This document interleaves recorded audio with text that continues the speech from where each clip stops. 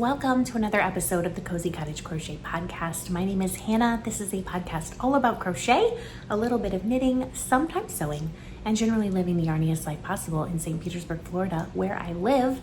And boy, do we have a topic to discuss today. This video was inspired by a conversation I had with someone recently who shall not be named, who made me want to fight them a little bit. And I'm not like a confrontational person, except when my kids are involved, in which case you better get out of the way. But like, I'm not a confrontational person. I let things go all the time. It's not a big deal to me, but it just tied into these thoughts that I've been having about crafting and crafting for every body type. And I've been thinking about that a lot lately.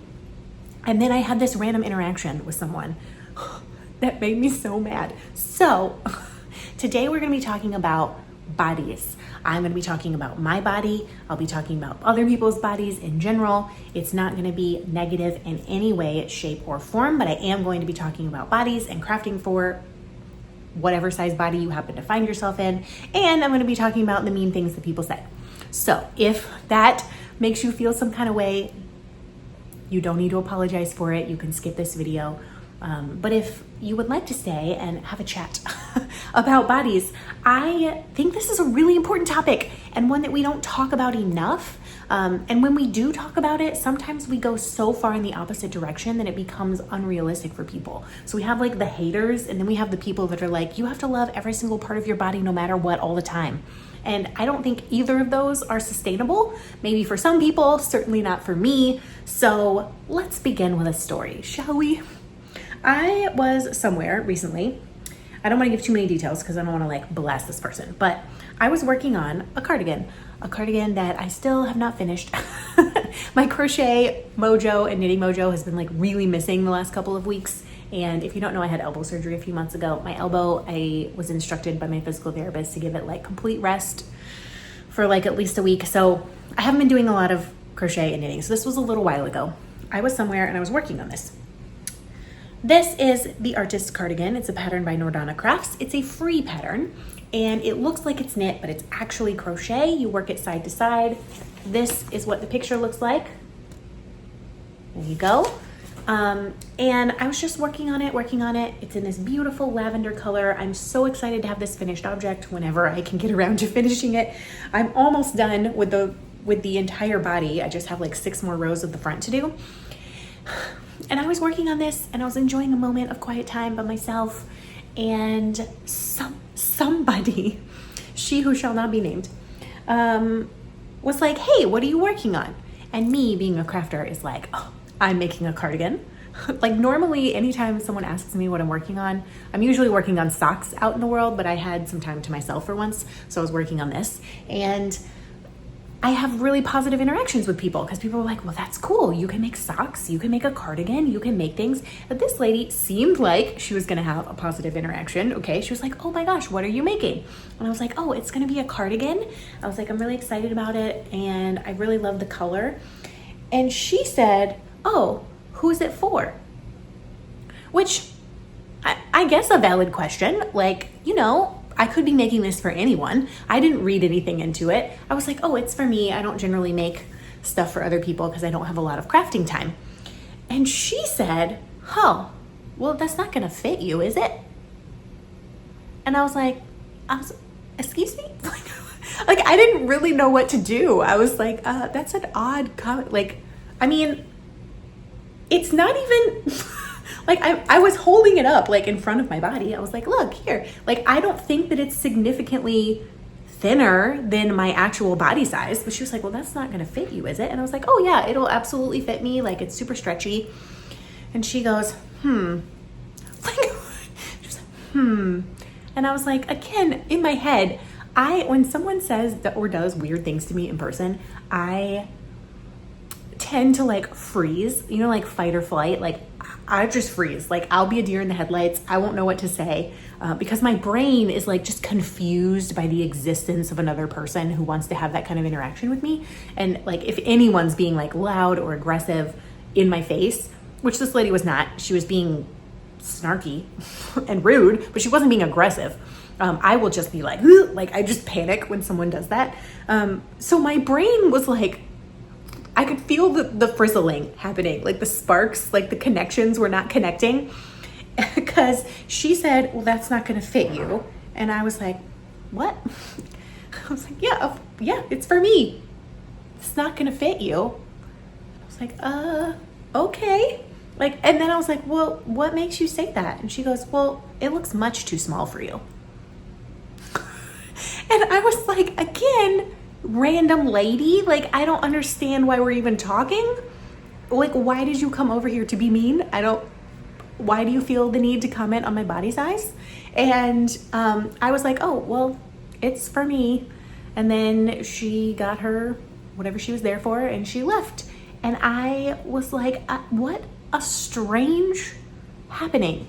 And it made me think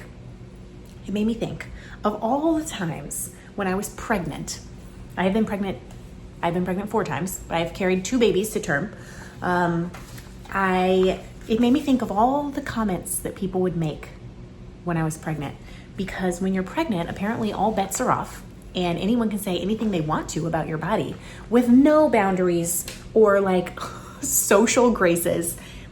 It made me think about that. And I also had a conversation with my daughter, Nova, recently, who is 4.5 years old.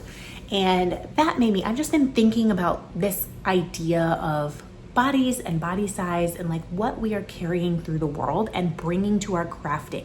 And I think it's actually really important that we talk about this, because everybody has a body, right? Obviously, we all exist in bodies. And if we don't have a body, well, then we're dead. Though we might exist in some other form, some kind of spiritual existence, but like, to be here talking, for me to be talking to you, that means I have a body. For you to be listening to me, that means you have a body. And there's all this stuff, these like storm clouds of stuff, not just in our culture at large, but in our family culture, in our like faith communities. There's all this swirling stuff that's just over our heads all the time about bodies and the way we think about ourselves and the way that we move through the world and act to ourselves and each other. And so I have a few things that I want to talk about. That was one of the weirdest interactions I have had in a very long time. Just a random person feeling the need to tell me that the thing I'm making won't fit me on site.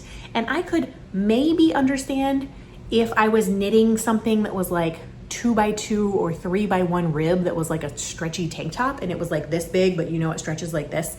You know what that makes me think of? In the early 2000s / late 90s, do you remember those like rumply shirts that were made out of some weird material that was like all puckery and it would be like this big, but then it would stretch like this big? I could understand maybe.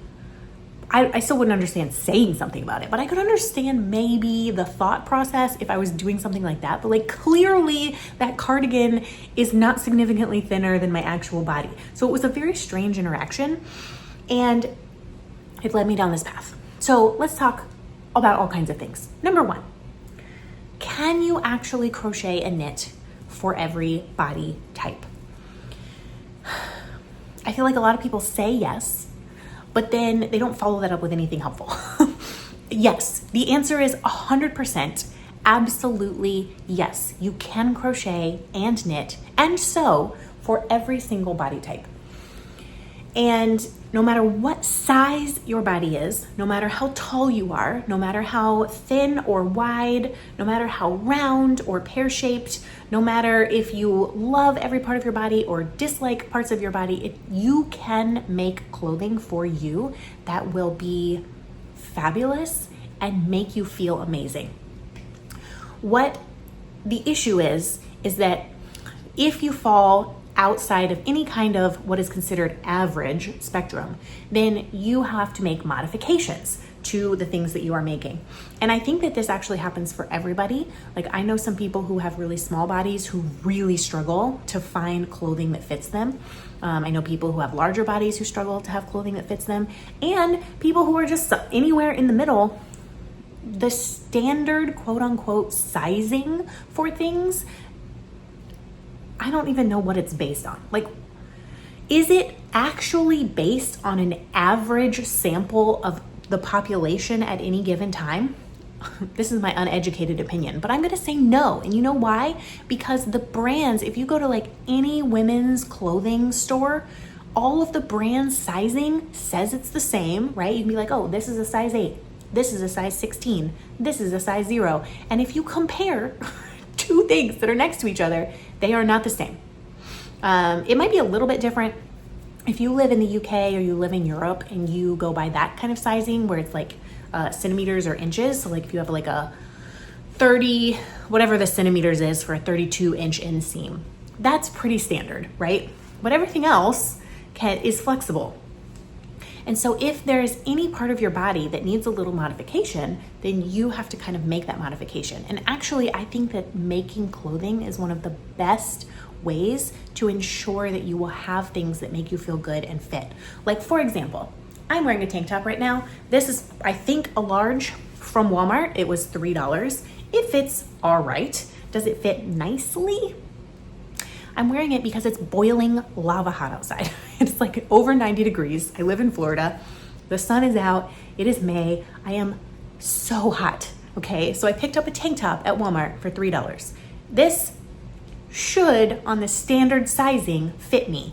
Does it fit me the way I want it to fit me? No, it's all gappy right here. The armholes are a little bit too big. It fits across my chest. It's a little too tight around my stomach for my preference. The straps, if I were to pull this down so that this lays properly, then the straps are like, they don't stay. So standard anything usually does not work for people. Now, some body sizes can get away with more standard things because just of the way it drapes on them, which great for them, right? But for everybody else, and even these people, right? If you want something that actually makes you feel amazing in your own skin, making your clothing is one of the best ways to go. There has been a huge push recently in the time that I have been making crocheting things, knitting things on YouTube for more size inclusive patterns. And there are people who have always been size inclusive. There are people that are adding size inclusivity. And this is on both ends of the spectrum, right? So if you look at vintage patterns, a lot of times you're gonna get maybe 2, maybe 3 sizes. It might be from like a 34-inch bust to a 40-inch bust, and that's it. They don't give you any other numbers. They don't give you anything above that, right? And they don't give you anything below that either. And so either way, a lot of vintage patterns will give you one size and you just have to figure it out. And they're very sparse in the instructions. And that's not what it is now. Like now there are so many wonderful options for size inclusivity across the range. And I am finding that a lot more designers are putting things in their patterns to help you make modifications no matter what size your body is or what modification you need. So for example, you could be a 38-inch bust, typically, like you could maybe wear a medium or a large, depending on what clothing store, right? Depending on whose metric, let's just say we'll wear a large, but you might need to add bust darts because you have a really full chest. You might want to add waist increases because your hips are wider. You might want to add decreases because your hips are narrower, right? There's all these things. You might need to decrease or increase the sleeve construction so that it accommodates a bigger arm or a smaller arm. And you can do all of this because people are getting so much better about size inclusivity and putting modification instructions in their patterns. I want to give you a short, non-exhaustive list of some crochet and knitting designers who I think are just fabulous at size inclusivity and who make really well-written, excellent patterns. Number one, we're going to start with knitting. So I'm going to list 4, and then I have 4 for crochet as well. So for knitting, one of my favorite designers of all time is Joji Locatelli. She will not release a pattern unless it is size inclusive. In fact, I was following her, this is probably a couple years ago now. She was working on this amazing like cabled sweater, and she spent like 6 months and hours trying to grade it into multiple sizes. And for some reason, that pattern just would not work. Like there were certain sizes that just the math did not math to make it size inclusive. And so she actually scrapped the entire design. And some people were upset with that. And I was sitting there like watching this happen being like, good for you. Because if it's not available for everyone, if everyone can't enjoy and make this wonderful thing, then it shouldn't be. Like, you shouldn't be releasing it if it's not size inclusive. So wonderful patterns. I have knit multiple of her sweaters. I love them.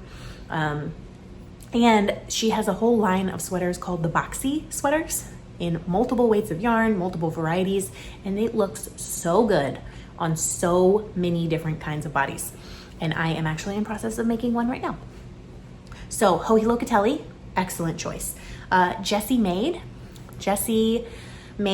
I have also knit some of her patterns. She is fabulous. And she gets all kinds of people to model her designs. So she has skinny people, she has large people, she has queer people, everybody models her designs, and they are so good and they are so well written and so size inclusive. So highly recommend Jessie May. Jack Cieslak, also a fabulous knitwear designer. And I will list their names below in the drop down, so you don't have to be frantically like writing this down or Googling it. I will list it below. The third knitwear designer is Jack Cieslak. Again, amazing patterns modeled on all different kinds of bodies, made for all different kinds of bodies, and they are so well written and they have so many modification options. Highly recommend. And then the final one that I want to recommend is Isolde Teague. Isolde's been making size inclusive and gender inclusive patterns for a long time. And I think they're fabulous, and they are graded super from very, very small sizes all the way to the biggest sizes. And she also has a free resource for other people who are grading patterns and has like neck sizes. So for example, you wouldn't want to make a sweater, like just because someone's body is getting larger does not mean their neck is getting larger. That's insane. That's not how this works, right? So like my neck might be slightly larger, but it's not going to be inches larger. And same on the other degree, right? It's not going to be this skinny. If you're having a really, really thin person, they're not going to have a stick neck. That's not how this works. Necks are roughly the same size all around. So it has all of the grading, which is just a really great resource. So Joji Locatelli, Jessie May, Jack Cieslak, Isolde Teague, wonderful knitwear designers. Crochet designers who make clothes for all kinds of bodies. Courtney Clark from I Love Tinderbox. All of her patterns are super size inclusive, and she has patterns that are really stylish. They are not what I would consider crochet, if you know what I mean. She has patterns for pants and skirts and dresses and tank tops and sweaters and all kinds of things. Fabulous patterns. Tony from TL Yarn Crafts. Again, fabulous patterns that are size inclusive, made for people with all kinds of bodies. Jen from Cinnamon Stitches. Jen makes tutorials, so it's not just a pattern that you would follow along while you're reading. You can actually watch Jen make all of these things and show you exactly what needs to be done. And again, there's so much modification information in her tutorials that if any part of the design is not working for you or not fitting, she will walk you through how you can change that. And it's so much simpler than you think. So highly recommend her. And then Leah from the Crafty MD. And again, I will list all of these people below. They make excellent patterns.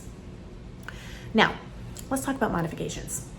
Why would someone need to make modifications? So let's say I have a standard raglan style, meaning it increases like this on all 4 points over the shoulders. Just a pullover, could be crochet or knit, doesn't matter, but it's gonna increase, make room for the arm, and then go down.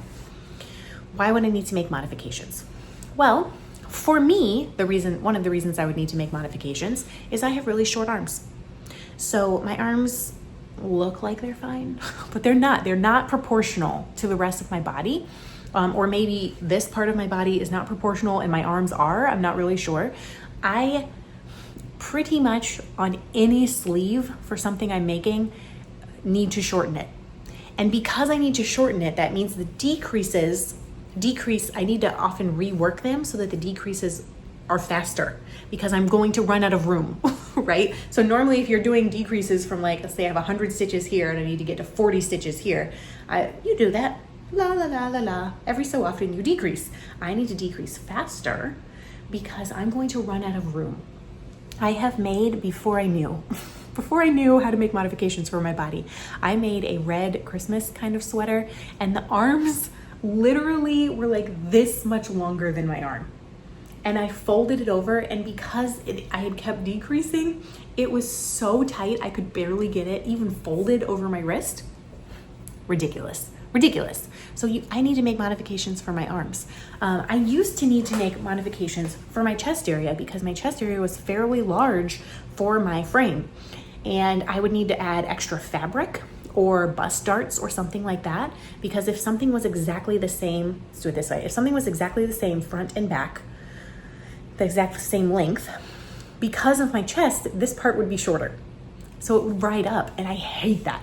I hate things that ride up in the front. Drives me crazy. So I would need to add extra fabric there. I generally have to knit things longer than is called for in the pattern because I have a really long torso.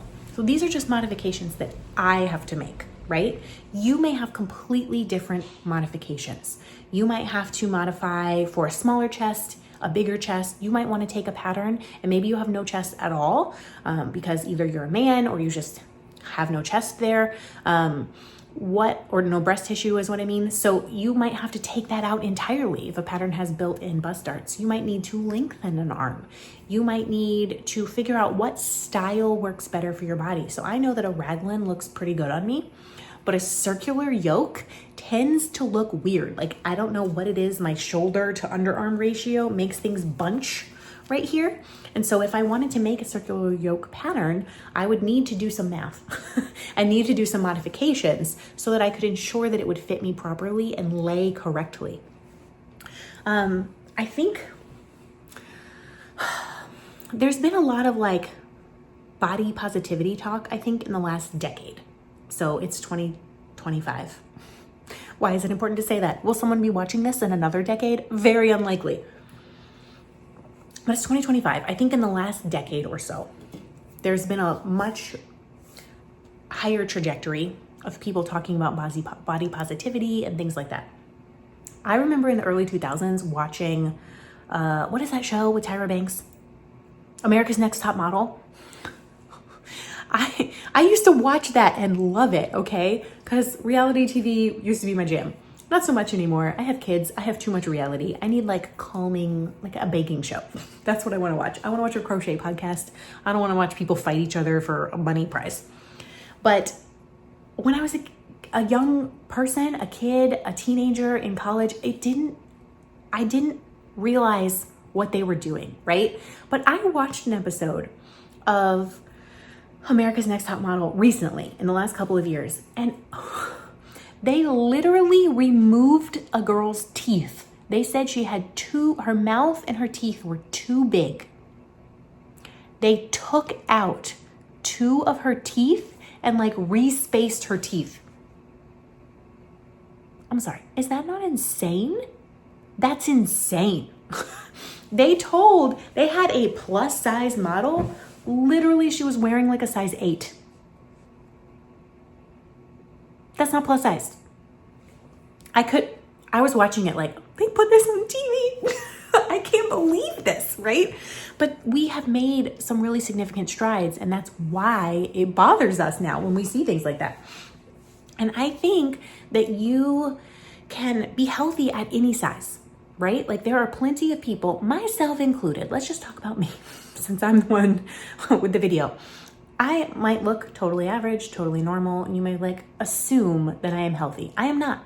My body does all kinds of weird things. My cholesterol is high. My aerobic fitness is 0. 0. I did 10 or 20 squats the other day, and I wasn't trying to do squats. I was playing peekaboo with Noah, and he just thought it was hilarious. Noah is my 1.5-year-old. And I was doing like squatting down and popping back up. When I tell you I was sore the next day, like it's embarrassing how sore I was the next day. One of the spots that was sore was the muscle in my leg that Noah tore coming out. So that one doesn't count. But like my overall fitness, horrendous, okay? My diet, not good. I survive on crumbs of things that my children leave. I stuff things in my face when I'm running out the door. Like I'm drinking a ginger ale right now, not because my stomach is upset or I just want a ginger ale, but because I'm exhausted. And this is I don't want to have caffeine because it'll give me a migraine. This is what's going to keep me going. Is sugar. And I think there's such a bias And if you're in a larger body, you know this, right? You live this, you experience this. It's very similar to the bias against like when women self-report things that are going on in their bodies to doctors. Doctors are like, well, don't believe you. It's probably just because of your hormones. What? Okay, well then do something, right? Like take me seriously. And so if you're in a larger body, you know, if you go to the doctor with any kind of problem, they're just like gaslight you, dismiss you, brush you off. And they're like, oh, you should probably just lose weight. What?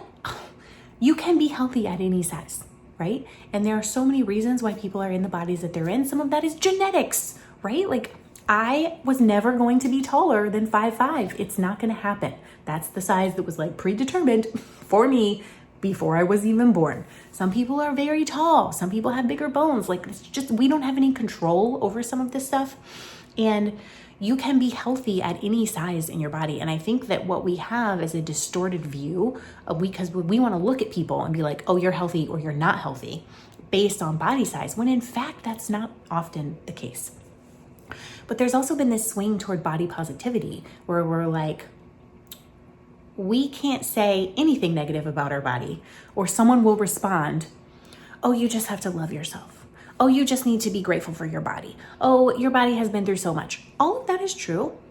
All of that is valid, right? But that does not mean I have to love every part of my body. And I think that the message of like, you must love every part of your body or you're in some kind of toxic negative space is really harmful and unhelpful because I think what actually we should be aiming for is more of body neutrality. If you can get all the way to body positivity, amazing, great. I am so excited. I want to celebrate you for that. But for most people, there will be areas in our bodies, there will be areas in our health that we will never be that positive about. And we should be allowed to say that, right? Like I should be able to say, I don't like this part of my body, or I don't like this thing that my body is doing without someone being like, well, you just need to appreciate your body for what it is. You just need to love your body, you know? Like we're missing the point, right? So instead of body positivity, I often think that body neutrality is a much more realistic and achievable goal. And it doesn't mean I don't believe in body positivity. Don't comment below and be like, Hannah wants everyone to hate themselves. No. What I want is for us to be realistic and say things about ourselves that are true, right? So if I say, one of the times I have had the hardest time with my body was when I was pregnant with Noah. And for some reason, I was the same size when I was pregnant with him a couple years ago as I was when I was pregnant with Nova 4 years ago. And for some reason, it felt like I was an alien in my own skin. I don't know why. I still don't know why, but I would look at myself in the mirror and just like, I would want to crawl out of my skin. I didn't like how I looked. I didn't like how I felt. It felt like I was living in an alien's body. Like I didn't recognize my body. Nothing fit properly. And again, I was the exact same size that I was when I was pregnant with Nova, give or take a couple of pounds. And for some reason, I just couldn't handle it. And it's not like I was looking at the size that I was. I just felt so uncomfortable in my skin. I didn't want to look at myself. I didn't want to do any of that. And so for me, when I would say to people, because I was trying to be honest, they'd be like, oh, how are you doing? And I'm just like, I don't know. I'm just uncomfortable. Like I am uncomfortable physically because I'm growing a human, but I'm also just uncomfortable in my body and I don't like it. I don't like my body right now. And people would respond and say things like, well, you're doing great. Or they'd say things like, oh, but you're so small. Which, again, why do we have to comment on anybody's body, let alone pregnant people's bodies? A couple of people would be like, because you pop out quicker with the second baby and beyond. When I was getting like 6 to 9 months pregnant, literally all the time, people would be like, oh, you look like you're about to give birth right now. Okay, thanks. Like, keep your opinions to yourself, But I needed someone to say, hey, I get that. I can see you're really uncomfortable in your skin right now. And your body's doing really hard work. Like, I think the neutral piece is what we are missing. We don't need to jump straight from I hate this to I love this. What we kind of need to get to is to say, look in the mirror and say, today I really don't like my legs. My legs are a problem. I don't like them. They're making me feel bad. I want to cover them up. And instead of jumping from that to I love them and I have to celebrate them, right? I can just be like, I have legs. I have these legs. These legs are what enable me to chase my children in the yard. These legs are what enable me to take a walk. These legs, even if I'm uncomfortable with them, enable me to get up out of bed every morning. They enable me to stand in the kitchen and cook dinner. They enable me to live my life. So I'm thankful that I have these legs, even if I'm not in love with them. I can say, we can use that tactic for literally anything. I can say, I don't like how my stomach looks in this shirt. I don't like how my stomach looks at all. And instead of jumping all the way to be like, I love my stomach, I love everything about it, we can find this middle space that's much more neutral and much more accessible to say, yeah, my stomach looks different than it used to. My stomach grew 2 humans. It's never gonna look like it was before.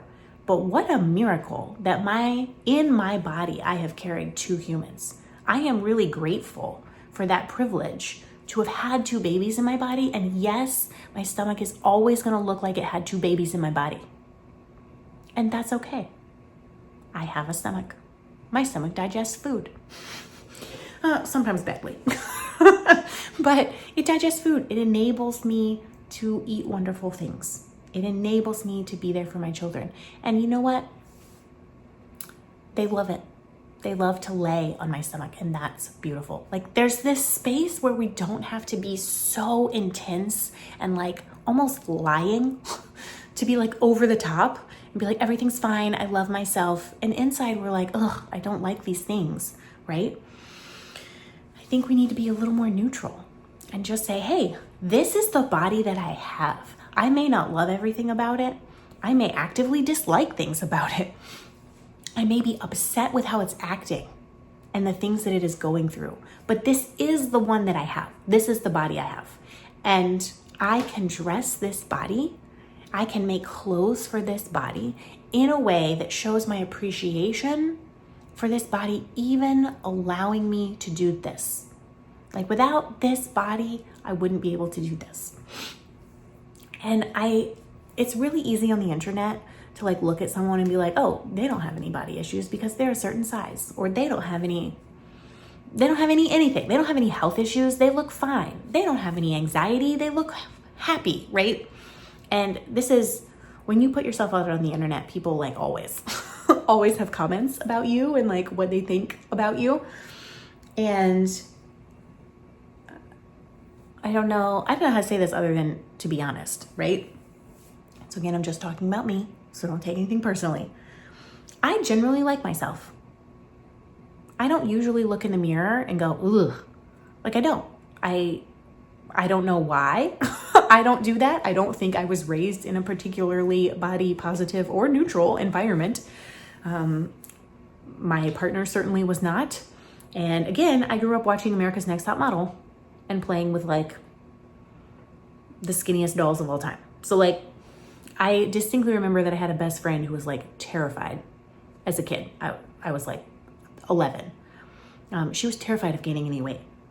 And I'm like, what a hard life, right? And so I guess I just didn't absorb some of that. I don't know why, because I generally look in the mirror and I'm okay with myself. There are things that I don't love for sure, but I'm not like picking myself apart in the mirror. I don't avoid the mirror, except when I was pregnant with Noah. That was a really tough time. My issue comes in with how my body acts. So like, you might look at me and be like, oh, you're totally fine.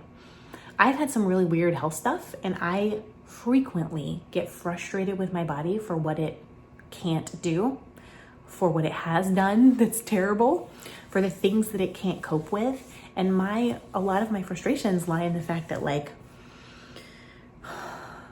it just seems like I am not as resilient or as healthy as other people. And that is a struggle for me. Like, I know several other moms who literally can hang out with their kids all day and still have energy. That is not me. I know lots of people who don't have horrible migraines. Not me. I know lots of people who can eat everything they want. Like, they could just wake up and have eggs for breakfast. Not me, right? I know people who have not had any miscarriages. Not me, right? So I have food allergies, I have migraines, I have had anxiety for years, and both of my babies, after they came out, I had very significant postpartum anxiety, less so with my second because I was prepared and I had support. I have had 2 ectopic pregnancies. My hormones are kind of messed up. They're all over the place. Like, I'm just a highly sensitive person. Like, things like the weather affect me, noise affects me. I get tired really easily. I get overwhelmed really easily. Like, the amount of sensory input coming into my body like affects me. Usually by 11:30 or 12 in the day, no matter, especially if I'm with my kids, like I almost need to lie down for like 20 minutes because I'm so just drained from being alive. Right? And I can get very frustrated with my body about that.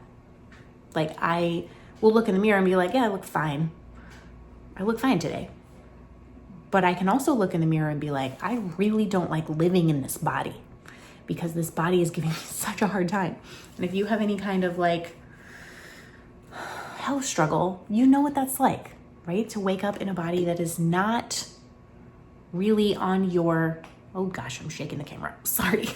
I'm twitching. I also twitch all the time. And what you don't see is my legs are shaking and it's shaking the camera. So I apologize if that was like vibrating. I'm trying not to twitch constantly. Yeah, so I just think that we need to be a little kinder to ourselves. But the way that we are going to be kinder to ourselves is not in the cliche, nonsensical, unachievable goal of saying things like, I just love myself. Okay, that would be great if everyone loved themselves. But that's not how this works, okay? If that's how it works for you, gold star. But that's not how it works for most people.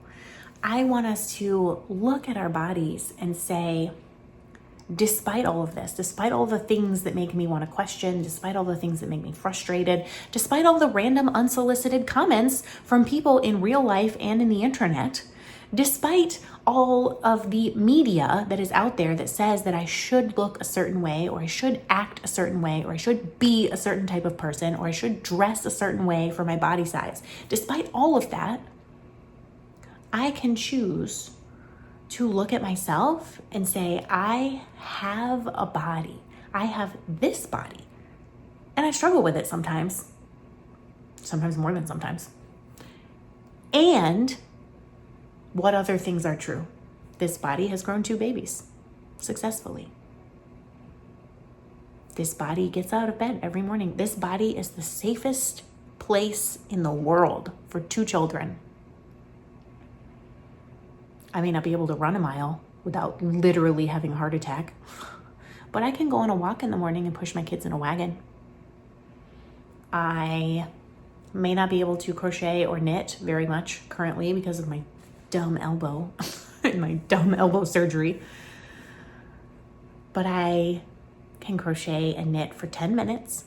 I can still use this arm to hold my baby. I can still cook dinner with this arm. I can still hold hands with my husband with this arm, right? There are 2 things can be true at the same time. One of the struggles I've had, especially since Noah popped out, is clothing. Clothing has always been a bit of a struggle for me because, again, I may look proportionate, but I'm not. My torso is really long. My legs are relatively short given how long my torso is, and my arms are super short. So arms, okay, whatever, you can wear a short sleeve shirt. But shirts have never fit me properly.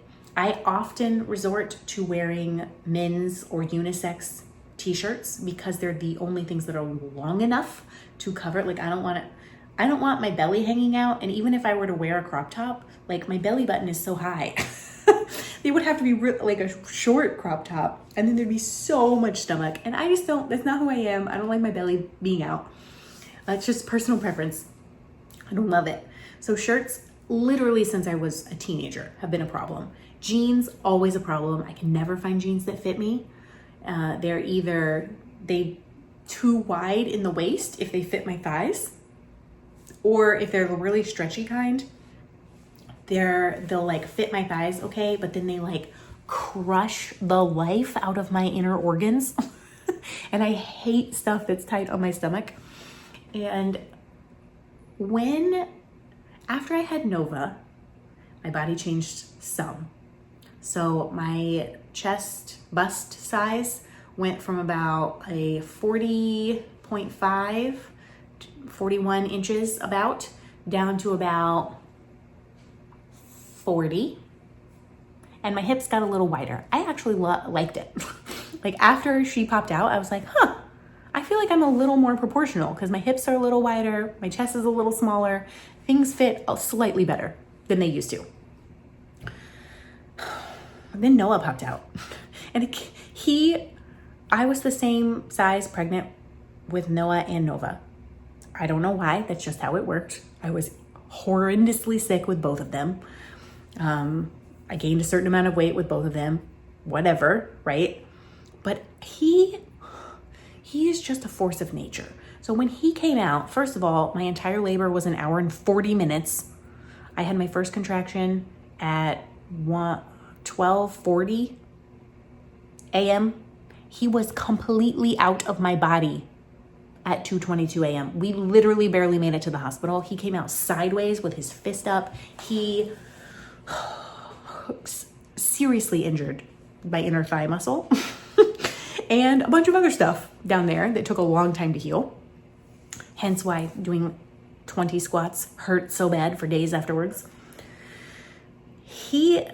After he came out, I lost more in the chest area, which I know some people have the opposite experience, like it gets bigger. No, mine have gotten smaller. So I've gone now from a 40.5, 41 inch bust before I had any kids down to about 38 and a half, which is okay. Okay, whatever. Again, let's be neutral about this and thankful. I fed 2 children with these boobs. I fed 2 children. I'm very proud of that. One of them was a nightmare, the first one. One of them was absolutely amazing, the second one, until he went on a nursing strike and then I was trapped pumping for a month and I cried every day. It was horrendous. But I grew 2 people in my body for 9 months, and then I grew them, both of them, for an additional 6 months just with my body. And then he was an additional 4 months after that. So I can be neutral about that. Okay, so they're smaller. So literally none of the bras that I had before fit, and some of the shirts don't fit. But he also moved everything around inside. So I think that my stomach and my chest are about the same inches around. Circumference is the word I'm looking for. Again, okay, this is the body I have, okay. He also really shoved my hips out. Before Nova and after Nova, I wore the same size pants or same size shorts, whatever, after the pregnancy weight kind of went away. Noah, after the pregnancy weight kind of went away because he literally sucked the life out of my body. He nursed so often. I have gone up a size. I weigh the same, but my hips are so much wider now that literally I haven't gone up a pant size because of what he did to my hips. Again, that's not a complaint, but now I have a different body. And so none of the clothing that I had for the original body fits properly anymore. I think if I had my original bust size, this tank top would not be all loosey-goosey up here and tight around my stomach. I would be able to wear the pants that I had in my closet, but now they don't fit because my hips are too wide. So this is all a thing. When you're making clothing, you can actually fix the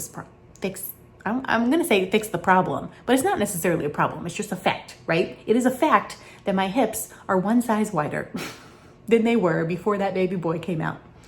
And so I have to dress for that. But actually that makes dressing harder because my hips are wider and my waist is roughly the same.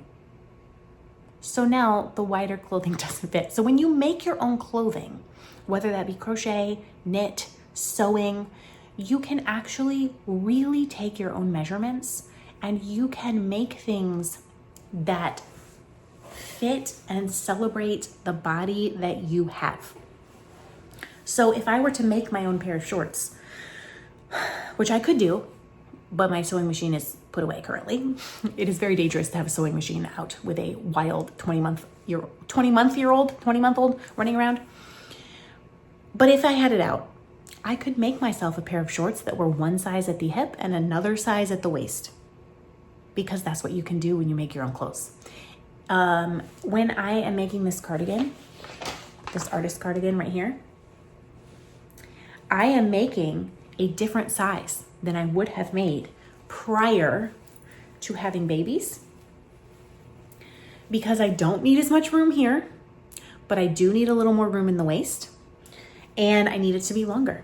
And so I literally just modified the pattern. I made it longer so it would fit, and I am making a size that it should fit perfectly, even though that lady said that's not gonna fit you.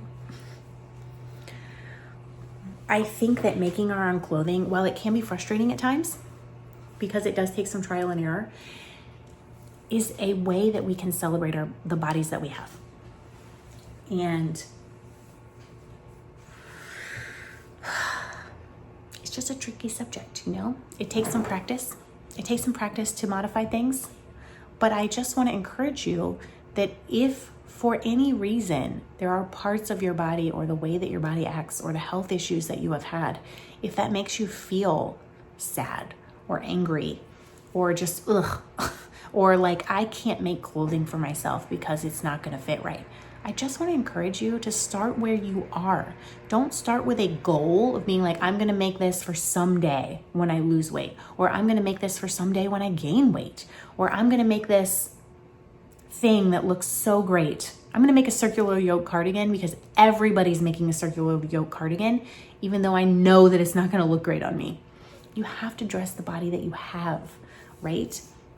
And I think that we can do that when we make our own clothing. Like I feasibly could make a tank top that does not do this. Literally all it would need is to take some of that fabric out. I can sew this a little bit. Like I could maybe even cut this, kind of pin it down. I could like pin and cut this and just make a little V.